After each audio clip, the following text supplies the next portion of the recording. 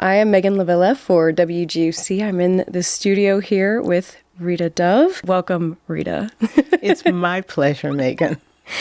Well, getting started, you have been on an inspirational journey and have made history in your career. How have your experiences shaped the woman you are today, and how have they affected your recent poetry, like the work to be showcased this weekend? One of the things that I think was instrumental in shaping the woman that I am today is the fact that when I did receive the Pulitzer Prize and became Poet Laureate of the United States, I realized that there was a public face for poetry and that it fed the private soul, so to speak. I think before that I wrote, I hoped that someone would read it, but it was an intensely personal and private experience. Though when I was growing up and read poems and books, I felt that I was joining into a community of like-minded souls. So to have the nerve, one could say, or at least the heart, to step out into the public and say, these private matters are yours and mine, that's what those experiences have given me and have influenced me. When I received this invitation, or the query, we should say, whether I would like to do this, my first thought, I was daunted, of course. This is, Adagio for strings. This is Barber. This is the Cincinnati Symphony. This is so many voices and so many hearts and spirits poured into this effort. I could have been daunted, but then I thought, think about the person sitting in the audience who wants and needs to feel that community that made this thing. And then I felt buoyed by the whole thing. So I got down to work. This piece on the program, featuring your work, of course, is the emotional Adagio for Strings by Samuel Barber. Did it hold a special significance to you before? It did hold special significance to me. I grew up playing the cello. I played the Adagio for string, in orchestras, in college orchestras. And so I knew it from the cello's point of view, let's put it that way. But, and when the whole, invitation came, I thought, Adagio for strings, oh my gosh, I could live with this forever. It is, however, a piece that has been played often. Everybody seems to know it, and it has been, quote unquote, used for multiple purposes. And I thought this has to have a new life. It has to be given a new life. And so I felt that was my challenge. And so you've written this poem specifically for these performances honoring the legacy of Martin Luther King Jr. Tell me a little bit about the poem and what your thought process was while writing it. Wow. Well, the first thing I did was I played the Adagio for strings, and then I put it away. Because I thought what I really felt was important was that the words became part of the music, and the music then joined with the words. Not that the words would overpower the music, and not that the music would drown out the words. It seemed to me that was going to be the way to have a new version of the Adagio for strings. And the other thing I began to think about was, how do you blend that feeling of that contemplative mode of the Adagio with a sense of hope? Because a lot of times I think audiences think of the Adagio for strings as mournful. And I must say that even when I was playing it as a callow youth, I never felt sad. I felt uplifted by this music because more and more voices join in and it becomes stronger and stronger. And then I thought, Martin Luther King Jr., and what his quiet strength did to make us feel that we could go on even when things got worse and worse. And it went through many drafts and moments of despair, I must confess. And only after I had gotten what I thought was the narrative that I wanted it to intone, then I thought, okay, now I can dare to go and listen to the Adagio for strings again, revise it again, and see perhaps if there are moments I could make suggestions of where something should start, a new thought, where a repetition should happen. But then after that, also in conversations with conductor Christy and other members of the staff and the librarian, and they would make suggestions saying, well, after this rest, maybe we should end. I think it has come together. I feel really happy about the poem as it exists, not necessarily on the page, yes, but also as it exists with the music. Now, I did want to ask, did you choose the piece? I did not choose the piece. Okay. No, they came to me and said, we would like to do something with Adagio for strings, but, different than the Lincoln Portrait, different than what's been done with the Adagio for strings before. And I must confess that it was the hook of the barber that got me. I thought, yes, I immediately thought that it was possible.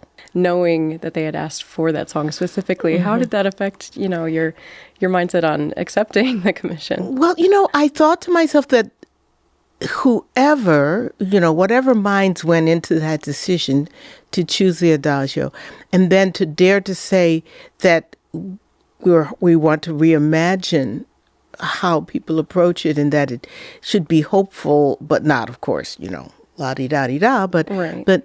And I thought, this is exactly how I've always felt about the piece. So that made me feel like this is the right thing to say yes to, that this is going to be a wonderful, collaboration. Yeah. So how does that fit in with, the words and the meaning that you have imbued into the piece? One of the things that I was very aware of course, with the Adagio, you have this one melodic line that keeps being added to, repeated.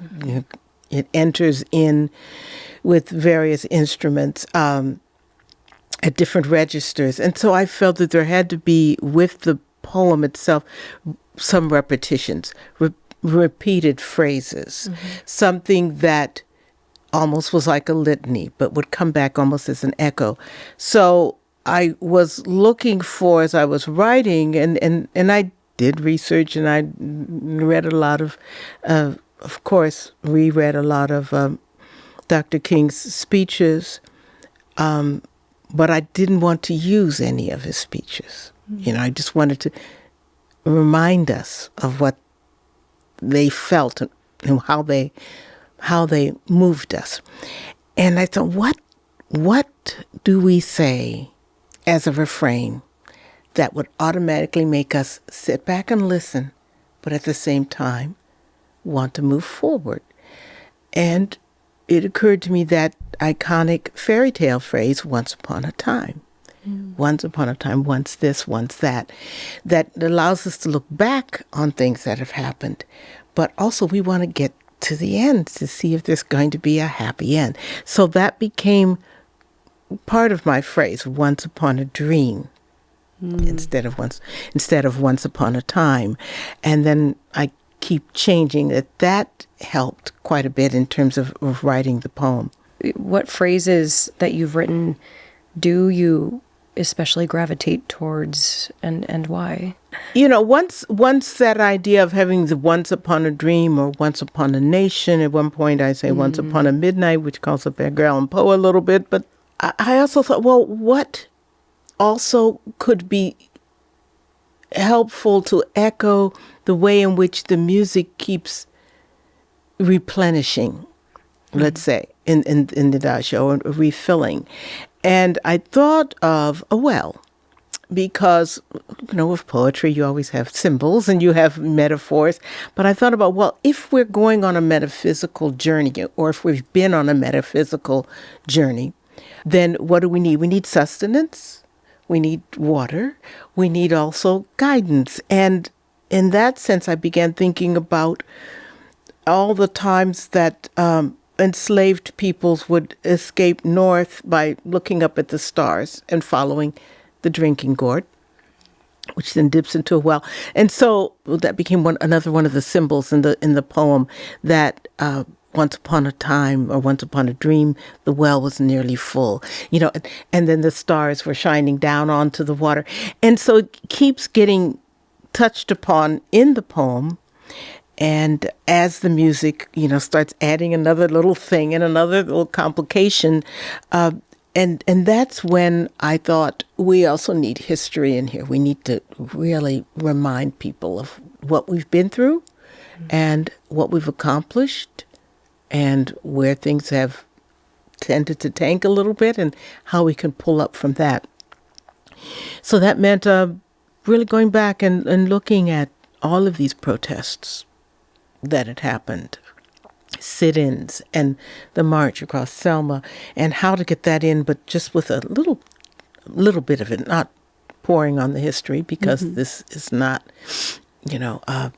a history lesson, but it is an experience we're on together. And not to be so worried about making sure that they get every word, but making sure that the words, when they're spoken, they ring and in our consciousness. So if we say Montgomery, we go, oh, we know what's going to happen there. If we talk about history, then it has to be made palpable. And then at the end of the poem, because that part moved along pretty well, and then I said, okay, now we're in the present now, and this is not looking so good.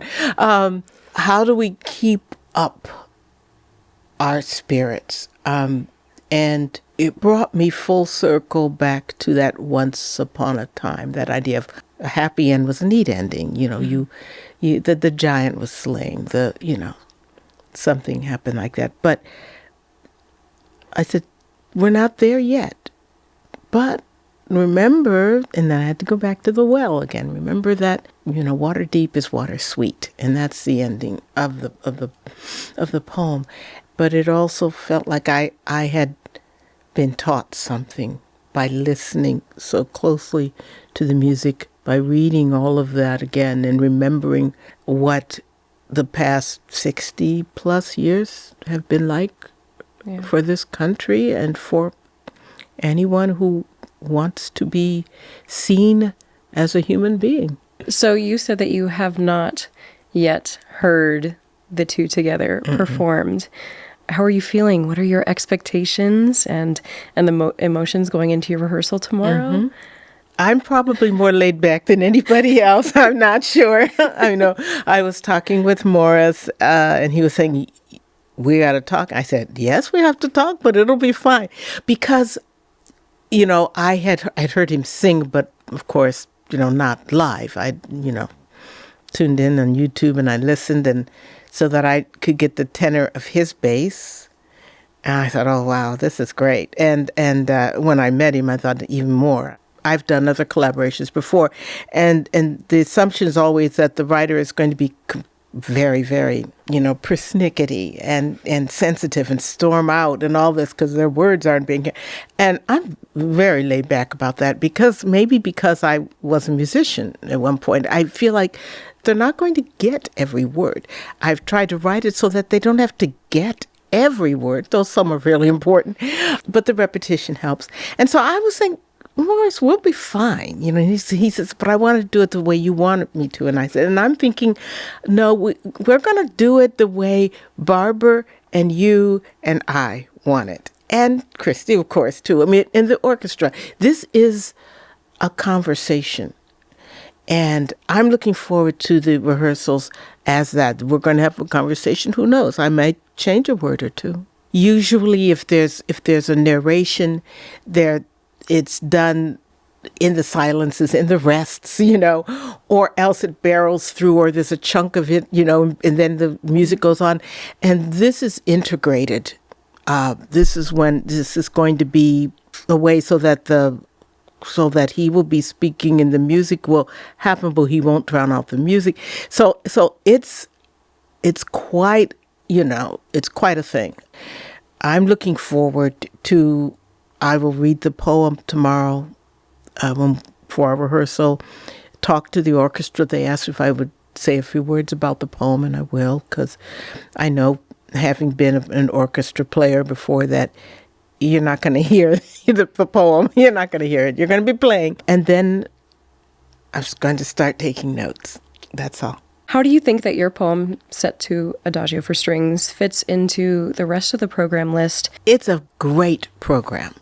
I had not seen the program until, of course, the poem was finished and had been turned in and all that kind of thing. And when I looked at what else was going in the order, the way in which it builds, for instance, right after the Adagio, you're going to hear Deep River, and I'm like, yes. I mean, there's all this well imagery, and then comes the Water Deep, and then comes Deep River, and the Langston Hughes, the bond speech, which Langston Hughes actually is kind of quoted in my poem. At one point it says, "We knew there'd be no crystal stair," which is a kind of paraphrase of another Hughes's poem, "Life for me ain't been no crystal stair," because I consider Langston Hughes the epitome of that.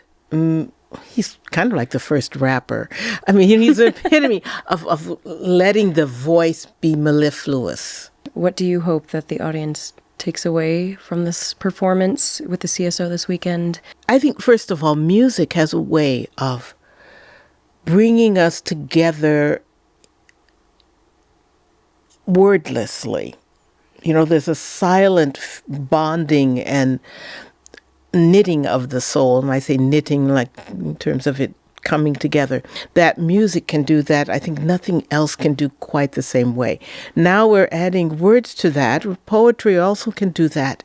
But I'm hoping that they will come away with a feeling of, we're in this together. We are stronger together. We belong. We are together. We can talk to one another regardless of where we come from, what class we're from, what age or sex or race we are, because we are human beings who long for, here I'm getting speechless, because that's what we long for. We long for that feeling of communion so deep and so serene that it's larger than us, and we can meet whatever is thrown at us. So not to feel cheerful in the sense of, oh, everything's all right, but feel like, yes, there's work to be done and we can do it. I want them to come away with thinking about everything that's happened, contemplating it,